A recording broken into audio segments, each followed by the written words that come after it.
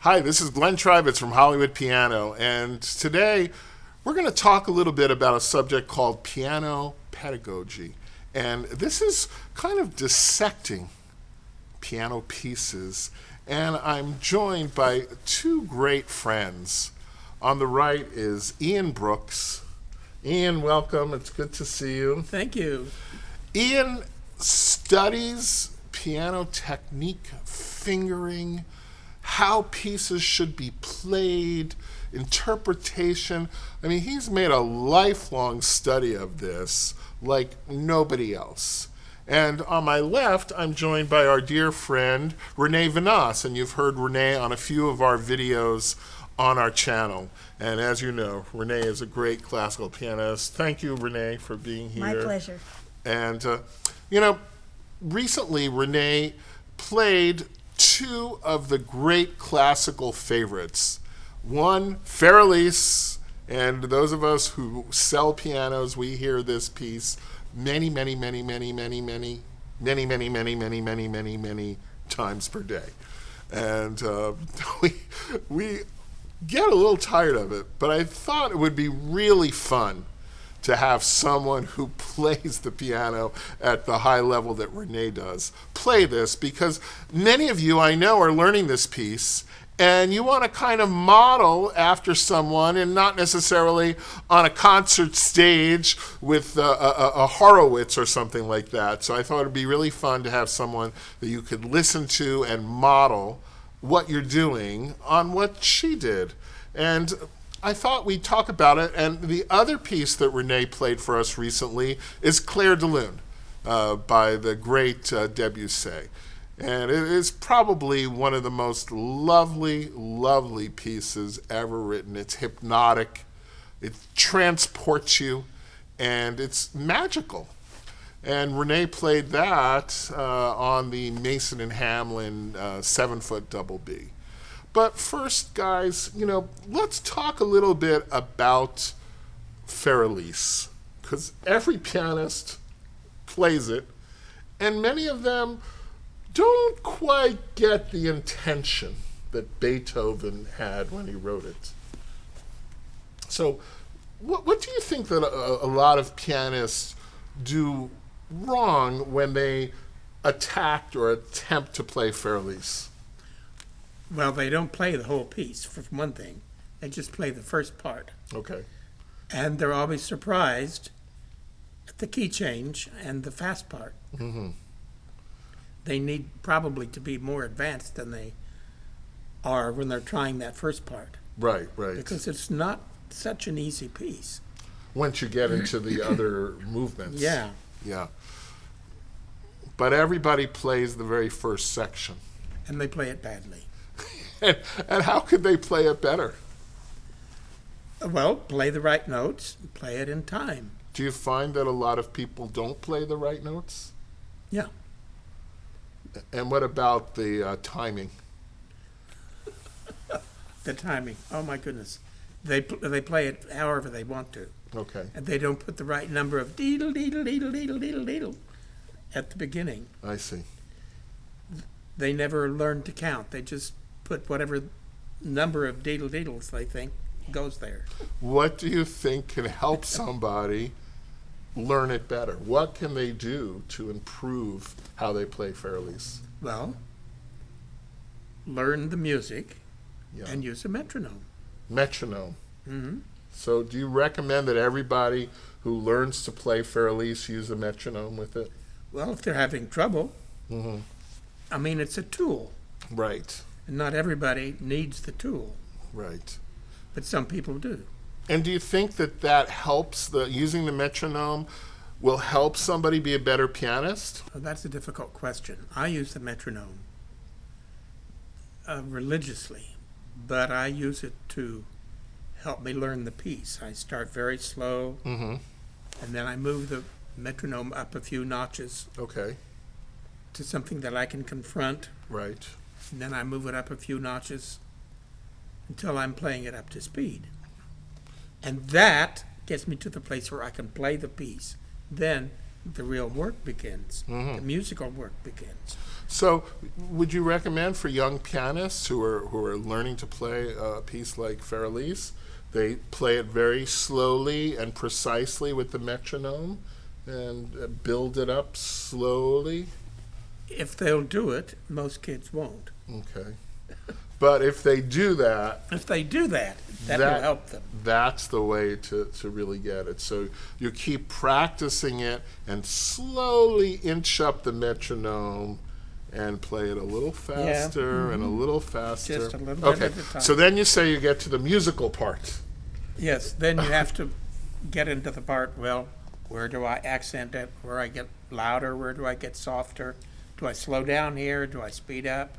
And do you follow precisely the composer's recommendation, or do you add in your own ideas? Well, yes to both. Okay. After all, a pianist is an artist. Right. And the composer puts his indications down, and there are performance practices of the period, Right. which you should be aware of. Performance practices of the period. What does that mean? Well, goodness me, I opened a can of worms there. Now that you opened it, you have to spill it. In the Baroque period, most people have the idea that it was the strictest period in music. And people have a tendency to play it tick tick tick tick tick tick tick tick tick tick tick no matter what. And it actually was the freest.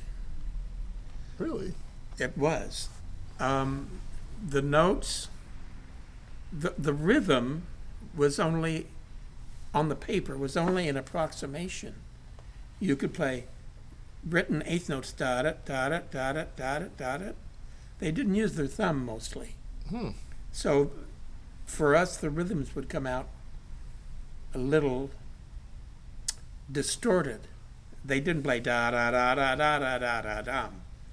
They would play da da da da da da da da da, or maybe da da da da da da da da da. Really? And it was written in eighth notes. Wow. And that practice was in use for about 500 years. Oh my God! That practice. You told me something I never in a million years would have known. Okay, and then that gradually changed in the classical period. The directions, how to do something, was not always written on the music, it was written in the books. So you had to go to the books to find out what you should do. As far as dynamics and... Well, there were no dynamics because every instrument sort of patterned themselves after the harpsichord. I see. Now, harpsichord could not get any louder or softer. Right. And so the rest of the instruments hadn't really thought of making themselves expressive yet. They made the music expressive, not the instrument. But what about the music written before the invention of something like the pianoforte? Did they go back later and add expression and you know, the... They did, and it wasn't justified. I see. So it wasn't the composer's initial intention? No. They wouldn't have thought of it because their instruments couldn't do it. That died out, and by the time of the classical period, they were writing a bit more on the page, and they would use slurs, but the slurs didn't mean just legato like it does today. It meant rubato as well. So if two notes had a slur over it, then you wouldn't play it evenly. You'd play it not so evenly. They didn't have the long phrase marks. They would have it over 5 or 6 notes, maybe a couple of measures, and that meant that you were to put rubato in it as well as more legato. Renee, I want to ask you, when you play a piece like Elise, how do you approach the expression, the dynamics? How do you interpret, what Beethoven wrote in there? When I play a piece, I don't have the knowledge that Ian has. And so when I work on a piece, I work on it emotionally. I listen for the story. And the story of For Elise is actually, or one of the stories, the one I like best, is Beethoven was totally deaf. His friends dragged him to a party. He had become a total recluse, and he didn't want to be there. And when he got there, he saw the most beautiful woman in the world. And he just sat there and enjoyed her beauty the entire day. So when he went home that night, he wrote on... That was Elise? Her name was Elizabeth. Elizabeth, But, okay. we're talking in another era. Right. And so he wrote on his slate when he got home, who was that beautiful woman? And they said her name was Elizabeth. And so when he went to bed that night, he couldn't go to sleep, so he got up and he wrote this piece. And the part in the left hand that's bum, bum, bum, bum, bum, bum, bum, that's his heart beating for her. Oh. They don't make men like that, ladies, anymore. So anyhow... Wait, what are you saying? Our heart still beats. I know, but they don't write it in the music like that. So he sent it by messenger to her the next morning. And For Elise is for Elizabeth. How did he send it? They didn't have recordings then? What did he do? They had messengers.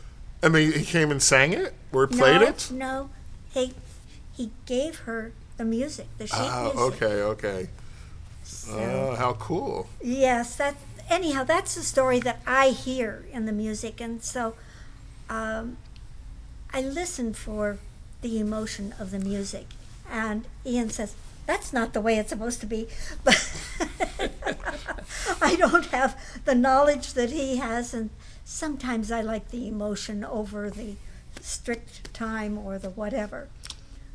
So you're inspired by the story of For Elise Oh, absolutely. as much as you are by the notes on the page. Well, it isn't just For Elise. I may see fairies, you may see butterflies. I may see a hippopotamus and you may see an elephant. Everyone has their own interpretation. And when I play in the schools, I love to tell the kids, listen to what the music is saying. What do you see? Use your imagination. These kids haven't got any imagination anymore. It's been knocked out of them. Imagination, what's that? Let's just sit and play a game and it'll all show us on the video. Whatever it is, these kids are not thinking for themselves and they're not enjoying what they can see and hear. And they have a wonderful time doing that. Strangely enough, they really enjoy the classical music when they're taught to participate. Well, that's so cool. Yeah. Let's talk about Clair de Lune, written by Claude Debussy. He paints beautiful pictures and images with the music. And, of course, this piece was written when they were notating the expressions and so on. And what tips could you give the pianist who's attacking Clair de Lune? Don't put your own rubato in it. It's written in. It's not romantic music. The music's not supposed to say, I love you. The music is supposed to just evoke this calm, clean effect of moonlight. That's all it is. But use your metronome again. Use your metronome. Because I noticed when people play Clair de Lune, it's very loose. Yeah, well, he wrote it loose if you keep the strict time. He's got 2 notes in some beats. He's got 3 notes in some beats. Some beats he has 4. And if you play it the way it's written, there's rubato written in. Yeah. So I guess the advice is for a young pianist, play these pieces with the metronome at first. Yes. Make sure you're right on it. And then, you start exploring the musicality. Yes, the metronome is a tool to help you learn the piece. Absolutely. Then after you've got the piece learned, then you work musically. Renee, Ian said that he still uses metronome to learn something. Do you still use a metronome to learn? Absolutely. And I work with the metronome. And then I guess I kind of do my own thing on a lot of music, including Clair de Lune. But the one thing I can tell kids about for Elise is it doesn't start on 1. It doesn't go 1, 2, 3. It goes 3, 1, 2, 3, 1. And that makes a big difference. So you've got to count it, not just with the metronome, because it's not just the beat, it's he starts on an upbeat. So you've got to not play 20 da da da da da da da da da da because it isn't written that way. Right. And that's what makes piano people crazy. Well, I think we've gone through some really excellent tips for people who are learning to play 2 of the very favorite classical pieces in the repertoire, Elise and Clair de Lune. This is Glenn Treibitz at Hollywood Piano, and I really want to thank Ian Brooks for giving us all of his insight and knowledge, and Renee Vanasse. Everybody, don't forget to like this video, comment, and subscribe to our channel. This is Glenn Treibitz for Hollywood Piano saying bye for now.